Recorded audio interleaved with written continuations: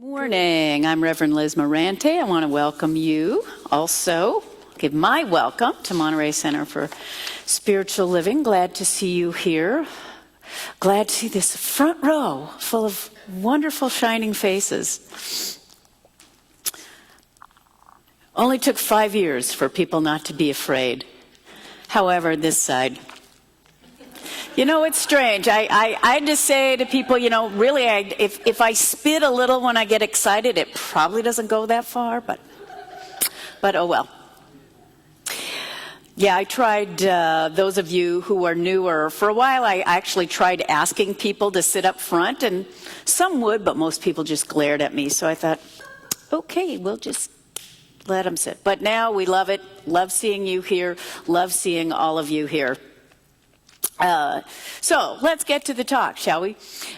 Founder Ernest Holmes, who put together what we call our Science of Mind and Spirit teaching, he said, thought by thought we make our world. Thought by thought we create the lives we live. But he just sang that. You wrote that song, right? So he has that experience too, that you plant the seeds, you think the thoughts, and this is what you create. But there's something about thought left unattended. Have you ever watched your thought? Watch your thoughts right now. If you're like me, if you just watch them, if you just observe them, they're usually kind of going all kinds of interesting places, even in church. Oh man, I hope she doesn't go long today because I got to go somewhere. Oh, what have I got to get done today? Oh, I've got to do this and this. Oh, but I can't do that. That'll never work. You know, I'd really like to take a vacation, but I'm not sure that is this just me? That our thoughts are kind of like this and around? So if we're creating our life thought by thought and left unattended, our thoughts are kind of going like this, you know, then our lives kind of go like that. And sometimes they do. Anybody have that experience of your life not going in a straight line, even though you have this second where you go, this is what I really want to create in my life? You have a second. That's the issue that we're going to talk to today. Because after all, when you think of it, marathoners train. We just had a triathlon in Pacific Grove. Most of the people train for that. Football players train. They're training right now. It's always kind of fun in the fall to see them all out on the field. Ballerinas train. Singers train, for heaven's sakes. Doctors and nurses have to train to do the work they do. Would you want a doctor or a nurse working with you who had no training? Don't think so. Don't think so. And now, of course, in this day and age of computer, people who are computer consultants need to train. And I can tell you what happens when you have no training in computers. All of these fields and so many more, they train to get the necessary skill to be able to do what they want to do in their work life, right? So for us, and what we're going to be talking about today, is the necessity of training at the foundational level, which is training our thought. Because if everything we experience, or most everything, arises from our thought, then it seems like that's where we need to start our training. We talk about one of the first quotes that people give when they're talking about the Science of Mind and Spirit teaching is something Ernest Holmes said, there's a power for good in the universe and you can use it. And that refers to our thought. That refers to an aspect of the infinite, the divine, God, whatever you call it, that Reverend Hollis said in her prayer, that is responsive to us, to our thoughts. And so, in order to harness that power for good that is responsive to our thoughts, we need to harness our thoughts. So we're using that good in the way that we want to. And you know how cool this is when you're training your thought, you don't need to go to the gym. You don't need to pay a trainer big bucks. You can train your thought wherever you are. Although, for many of us, support is a good thing from time to time or for 10 weeks. But you can train your thought, you can work on training your thought wherever you are without fancy equipment or special clothes. I did have the thought of coming in here in gym clothes with my weights and talking about training. I didn't think about it for very long because I know what I look like in my tight gym clothes, so I just decided I'd do us all a favor. So, training our thought, the wonderful news is that we can do it anywhere and all the time. But we need to review why it's so important, especially for some of you, this idea of trained thought. What? Training my thought? Is to reiterate, our thoughts are creative. And we cannot escape that fact. Some say, ignorance of the law is no excuse. That kind of thing. That our thoughts are always creating our life, and that is the way the universe works. I can think myself into good, I can think myself into bad, as it were. You ever watched yourself going, oh, this is going to really be terrible, oh, this is going to be really bad, this is really going to, you can use some other adjectives, this is not going to be fun, I am going to hate this, and lo and behold, that's how it is? Who'd have thunk? You'd have thunk, because you thunked it. On the other hand, there are those wonderful creatures who it seems like from birth have been walking into something and saying, oh, this is going to be fun. You know, there are these people I love, because I can see them when they walk in. That they walk into completely new situations, and instead of that sort of like, their arms open wide, curious and excited, and they always find funny thing, wonderful things happening. Who'd have thunk? They'd have thunk. Because that's where their mind goes. So we can't escape the thought, the idea that our thoughts are creative. You cannot escape that. And prolonged habits of thinking, whether they're to the negative or to the positive, are going to outpicture, jargon term, manifest jargon term, show up, non-jargon term, as our life. So, you know, we're not getting paranoid that one little stray thought is gonna, oh no, oh that thought, take it back. But also, on the other hand, when we first discovered this, and realize that many of us have had a lifelong habit of thinking not great things about ourselves if our parenting wasn't excellent and we didn't have supportive people at every stage of our lives. We might be more aware of what's wrong with us than what's right with us. And as long as we're thinking that, then we discover onto this wonderful idea about the importance of thoughts and spend one day doing affirmations.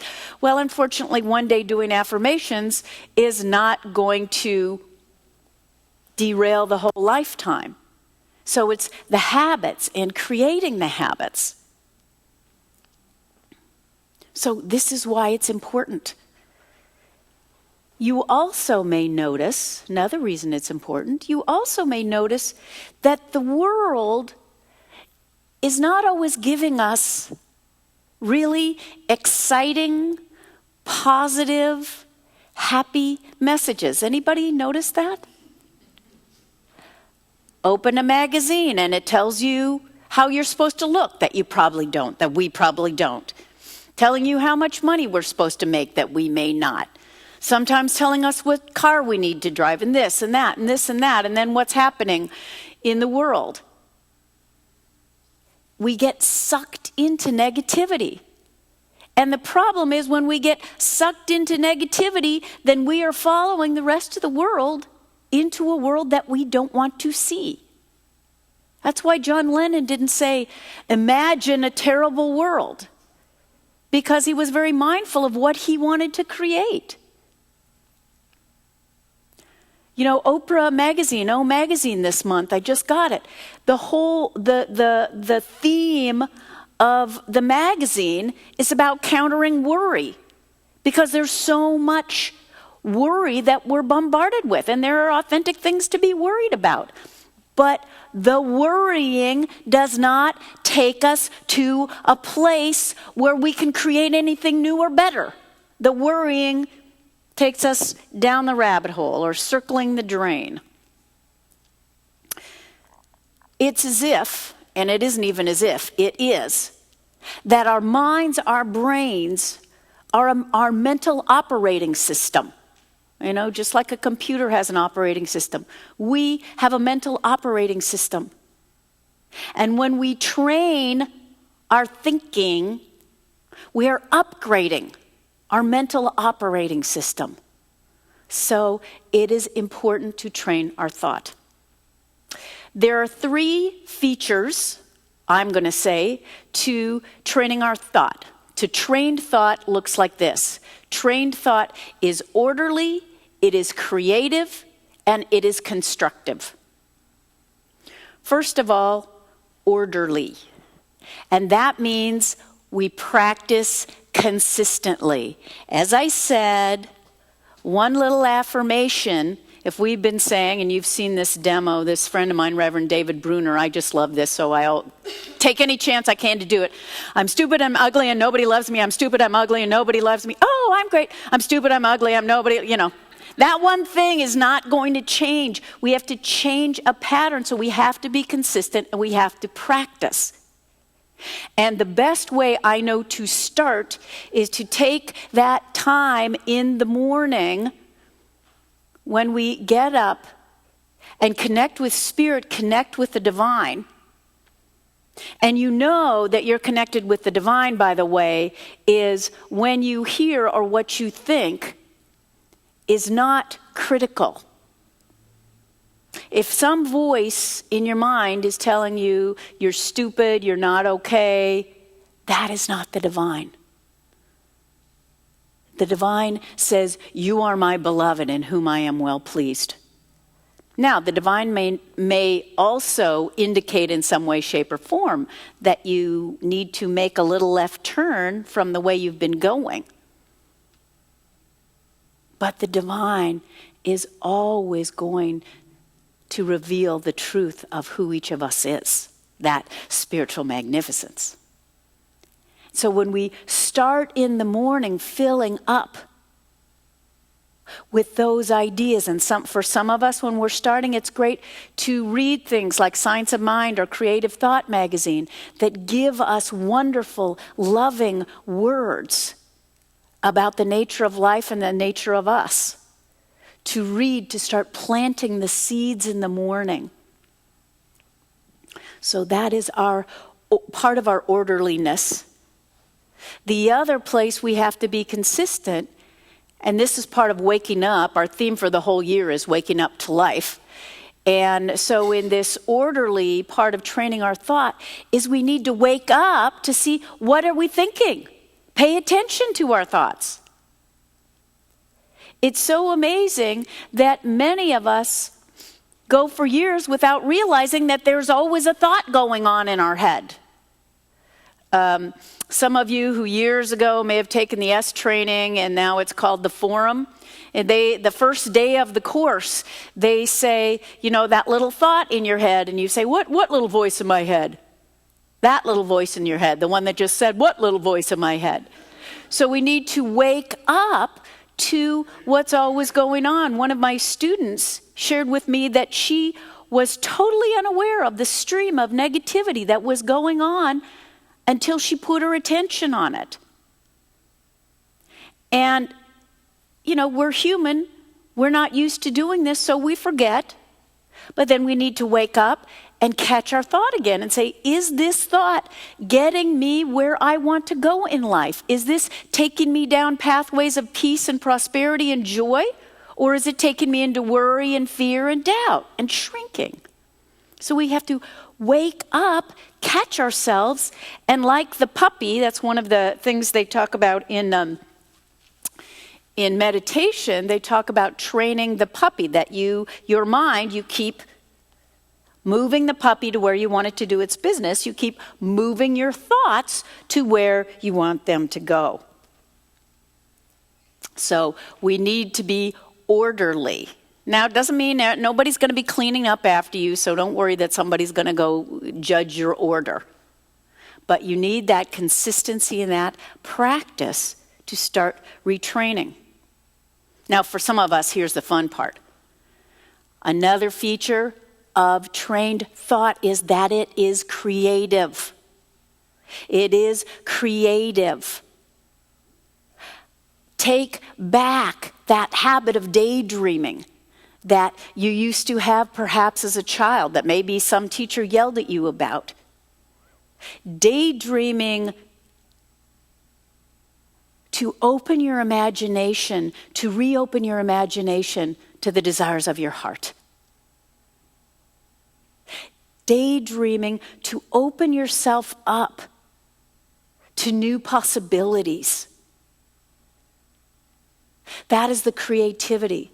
Not limiting your thinking, your imagining to what you desire, to what you have had in the past. If you limit what you say you want, what you'll allow yourself to imagine to what you've had in the past, that will be your limit. That will be what you'll continue to create. So in imagining and being creative, you get to open yourself up to what would I like my life to look like?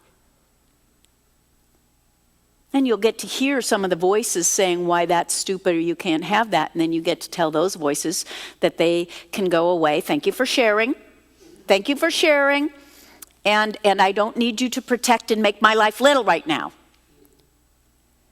So in being creative is where we open up to aligning with the universe, to that divine urge that I often talk about, that Ernest Holmes talked about, that divine urge that is always nudging us toward greater expression. The divine never says, okay, you're done, that's it, don't imagine anything else for your life. No, it says, imagine more for your life and allow yourself to really open up to what it is. Let's practice. Let's take just a split second to practice right now. Something that you would really love to have, do, or be. Let yourself go there without worrying about whether you know how or whether you've had it in the past. Just go there for a minute.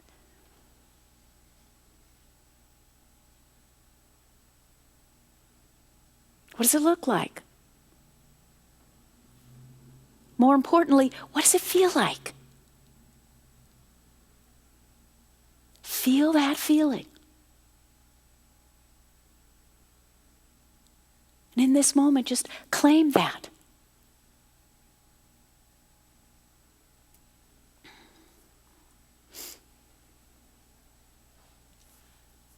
So, the third feature is that our thinking be constructive. And I've been thinking about that word and thinking about that word. And again, Ernest Holmes uses constructive thinking a lot. And I realized, kind of, is that constructive is the same root as construction, right? What a wake up to an idea.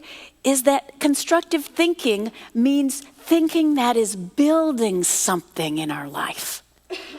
Not tearing down something, but building something new and wonderful.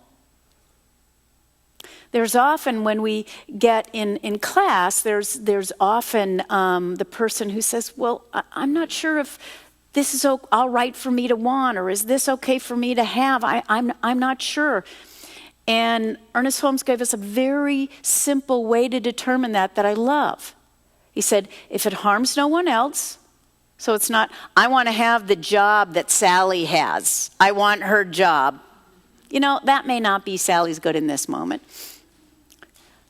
But you can have a job like Sally has, see what that is, why you want it, and imagine that and claim that for yourself. But so first, that it harms no one, and that it expresses more livingness. What does that mean? That means that this desire expands you. I mean, it's okay to want a new car. There's nothing wrong with that, unless, as I say, you already have a stable full of 20 cars. A new car may not express more livingness. But if you've been dealing with an old car that doesn't work, that's beat up, and there's something in you that longs to have a reliable transportation and a car that looks decent, that's okay to want. It's okay to want a relationship. Again, you don't say, I want that guy who's going out with my friend Barb. I want him. No, you don't do that. But there's somebody wonderful that's there for you. So anything that expresses more livingness, if you see yourself, if you have this heart's desire, and as you imagine yourself moving toward it, you can feel kind of an expansion and an excitement, and maybe just a little bit of I want to say fear, but it's like butterflies in your stomach because it's new. It's new for you to have, to accept, to even contemplate or entertain this good. Boy, is that for you. Boy, is that for you. Often in the going towards something we've never had, who we become in that is so much more marvelous than whatever the goal or the thing we wanted. But that constructive thinking is building something great in our lives. Great by each your definition. That's nobody else's to define for you. Constructive thinking also, to underline it, focuses on what we want. Constructive thinking is not, oh, I have this problem, and this is what the problem looks like, and this is how the problem is so big, and this is how the problem is so difficult to get over. I mean, do you ever do that? Do you ever sit and analyze your problem thinking that the more information you give yourself about your problem, somehow you're going to have a breakthrough? You know, it's not going to happen. Wow, this is really bad, and it's brown, and it's 5 feet deep, and no breakthrough's going to happen. Breakthroughs don't happen when we're focusing and thinking about how we're not enough, how we're not educated enough, how we're not smart enough, how we're not young enough, how we're not old enough, how we're not cute enough, how we're not whatever enough. None of that is constructive thinking. The constructive thinking is when we focus on what we want, what we deeply desire. The solution. Even if we don't know what the solution is, when we think toward, there is a solution for my problem, and I'm going to get the information today, I'm going to open to receive it now. That's constructive thinking. I don't have a romantic relationship. I don't know how to be in one. I don't know if there's anybody out there for me.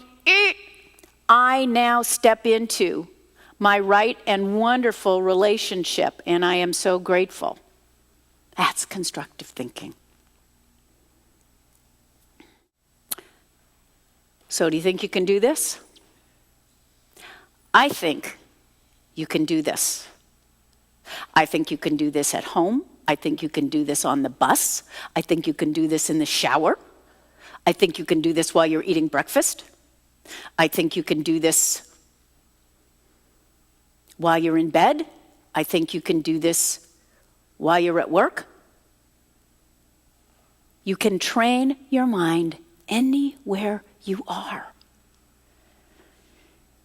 And if for any of you these are new ideas, or you feel like, ooh, you know, I could use any new training, it is helpful to have a trainer with you. So for any of you who this is a new idea, it makes sense, it's exciting, but you feel like you need some support, that would be a great indication for you to check out Foundations class, because that's what we spend 10 weeks doing, is getting some skills and some additional tools to start training and retraining that thought. Because as I said, if we have a lifetime of thinking thoughts that don't get us to the life we want to have, then it takes a while, and 10 weeks in the support of other people who are also retraining their thought, is a wonderful practice to start embodying and start building up that mental muscle. So I invite you to check that out. Again, as Adina said, there are goldenrod registration sheets, and I'm happy to answer any questions about that.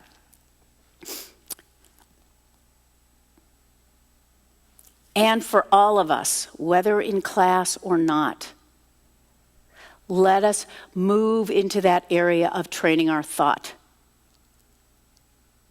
Let us be orderly. Let us practice. Let us be awake and consistent. Let us allow ourselves to be creative, to really allow our minds to go beyond what we're experiencing right now, to go to our heart's desires. And let's build something. Let's build by our thoughts lives that you absolutely love living. And with doing that, let's build a world that works for everyone. Let's imagine that in prayer right now. So I give great thanks that I have a mind. And I give great thanks that I know that there is actually only one mind. That mind is God's mind. And that mind is my mind. And I know that is the mind of everyone. And so as I open to the divine mind, which is light, which is intelligence, which is joy, which is peace that passes understanding, which is abundance, which is the abundance of every good thing, which is light and truth and love. As I know that is the mind of the infinite, and as I know that mind lives in me, I awake to training my thought so that it ever may be in greater alignment with that infinite mind. So that I align my mind with that which is beautiful, harmonious, and loving. That I align my mind with that which is constructive and supportive and successful to the life I desire to create.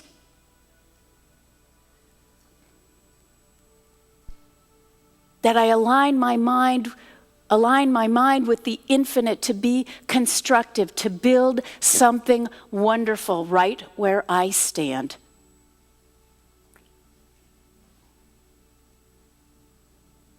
And as I claim that for myself,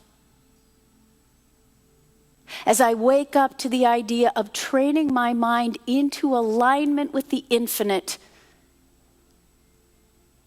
I know that I am blessed. My relationships are better. My life has more meaning and purpose.